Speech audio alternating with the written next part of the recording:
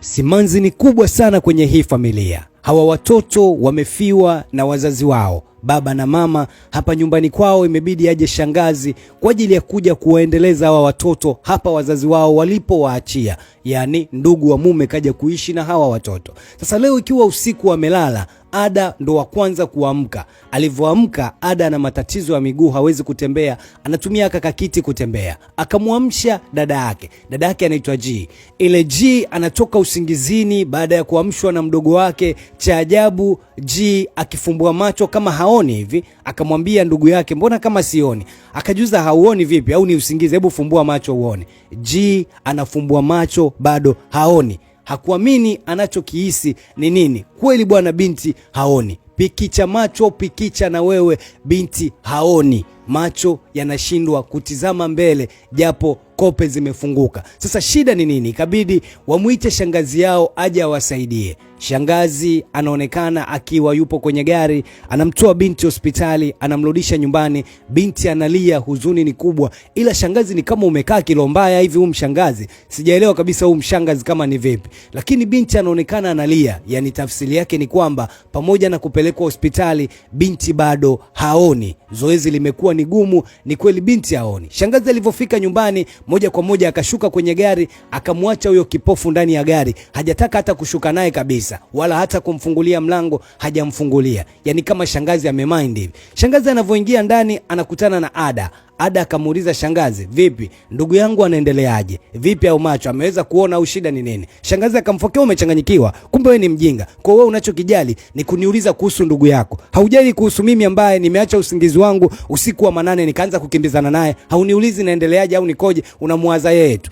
Binti kabidi awe mpole. Shangazi akaendelea kukaa hapa anakula good time. Muda si mrefu huyu kipofu aloachwa huku kwenye gari ikabidi afungue mlango yeye mwenyewe atoke, maana msaada umekuwa ni mdogo. Binti anafungua mlango, anaanza kunyatanyata ili aweze kuingia ndani. Kwa kuwa hapa ni kwao, anahisia na hapa, kwa hiyo aliingia ndani kihisia, ni haoni kabisa, kipofu mpya hapa mjini. Alivyoingia ndani, ndugu yake anamuona, dada vipi? Bado hujaona? Daktari amesemaje? Shangazi, daktari amesema kitu gani? Huyo hapo alipo, daktari amesema hawezi kuona, kwa hiyo ni kipofu mpaka ipatikane pesa afanywe upasuaji. Inatakiwa milioni 2 ili aende akafanywe upasuaji.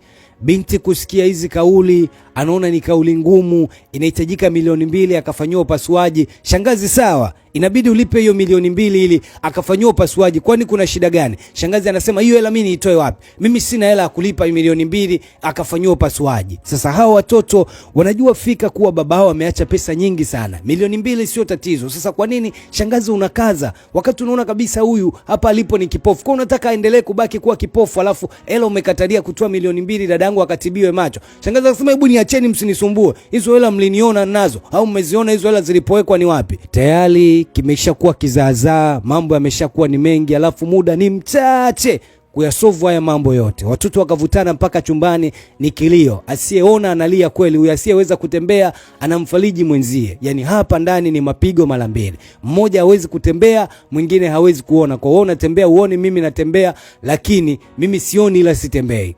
Waliliwazana, nyamaza usijali Mungu atasaidia. Lakini binti leo inamuuma. Kwa nini anti atufanyie hivi? Mbona sisi tuliishi naye vizuri wakati baba akiwa hai? Ni misaada mingapi alikuwa anakuja hapa baba anamsaidia. Leo mimi wakunifanyia milioni 2. Pesa ni za baba yetu sio za kwake. Kuchukua tu hela milioni 2 akanilipia mimi nikatibiwa haya macho na daktari amesema inawezekana. Kweli hiyo inakuwa ngumu.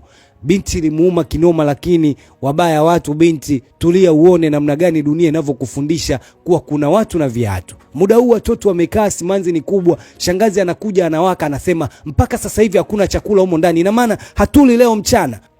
Ada akamuuliza shangazi, hivi unategemea ni nani aende akakupikie? Mimi nisiyeweza kutembea au huyu kipofu? Nani akakupikie? Alisogea akawashwa kofi kwanza, akaulizwa ana ujasiri gani wa kunyenyua mdomo wake na kumjibu hivyo shangazi. Huyu kipofu inabidi amke aende jikoni aende akampikie shangazi. Na shangazi akatoa nusu saa tu zinatosha kuandaa chakula ili binti ampikie shangazi. Shangazi anataka kula. Sasa sijui kipofu atapika chakula gani. Binti alipigwa biti na akafungiwa mlango huko nje asiingie ndani.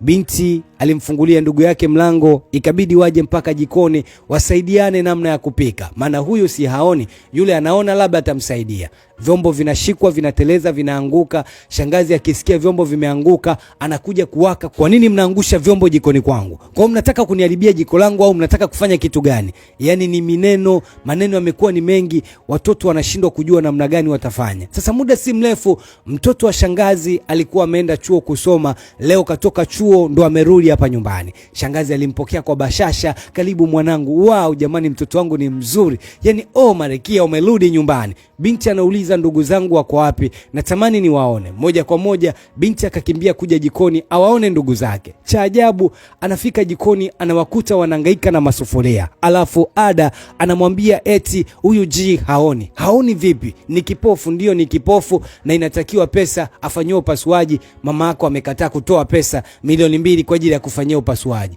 Binti ya kuamini. Ilibidi mabinti waondoke jikoni, dada apike. Baada ya kupika watoto wakawa wanakula huko chumbani. Dadao akaja tena. Kwa nini mnalia chumbani? Hamjaja kujumuika na sisi pale mezani tule kwa pamoja?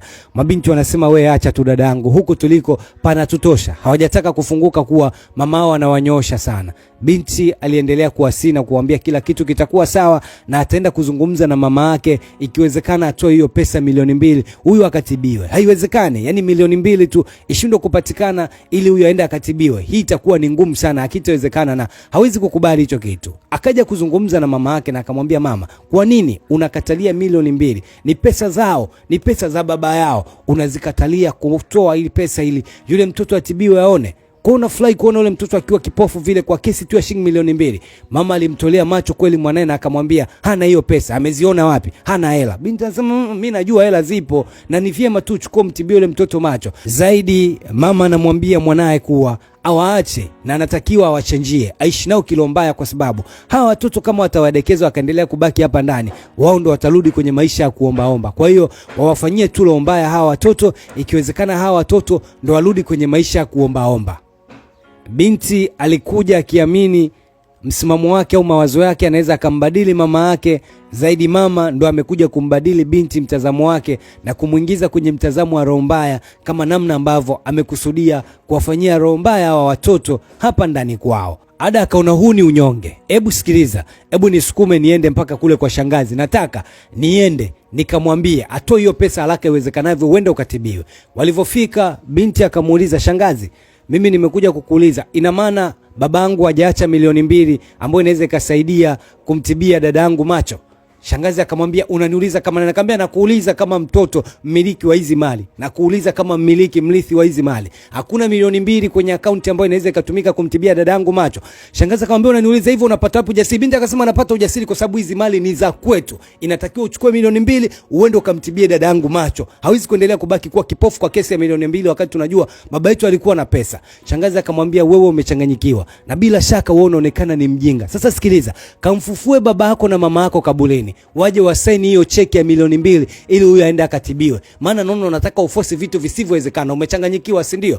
Haka kipofu kakasema, lakini shangazi, ni kweli bwana, inatakiwa mimi nitibie. Shangazi akasema, utibiwe? Nani akutibie? Wewe akasema, ndio shangazi, toa pesa zetu bwana, aende akatibiwe. Kwa nini unakatalia hela zetu? Shangazi akawaka akamwambia, nyewe mmechanganyikiwa, si ndio? Kwa mnataka kufanya nini? Mnataka kunilazimisha? Kavua kanda 2 kama vipi anataka awachape. Tokeni mbele yangu. Nyewe watoto mmechanganyikiwa nini? Eti milioni 2. Kamfufueni baba yenu kabulini aje awape milioni 2 mwende mkatibiwe. Humu ndani hakuna mtu atakayepewa milioni 2 wala nini. Shangazi akawa bize kuangalia TV, ikabidi watoto waondoke. Hii ngoma imekuwa ni ngumu. Watoto walikuja walilia kinoma noma, yani wako chumbani wanalia, wanatamani baba yao walau afufuke hata kwa dakika moja, awape milioni 2 waende wakatibiwe, alafu ndo maisha mengine yaje yaendelee humu ndani. Wakakumbuka maisha walioishi na baba yao. Mama yao alikuwa ametangulia mbele za haki kitambo na baba yao alibaki anawalea kwa upendo sana. Wakakumbuka hata shangazi alivyokuwa akija nyumbani anakuja kulia shida, anakuja kuomba. Watoto walikuwa kimpokea vizuri na shangazi alikuwa anaonekana ni mtu mwema sana. Shangazi alikuwa na matatizo kibao. Hata ada ya mwanae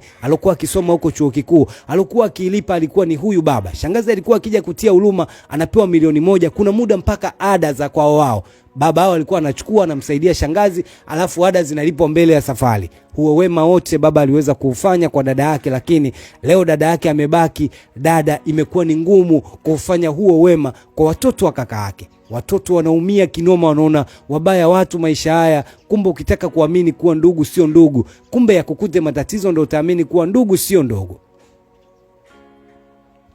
Huyu mtoto wa shangazi yao, yeye aliendelea kukumbuka wema ambao mjomba wake alimtendea kabla umauti haujampata.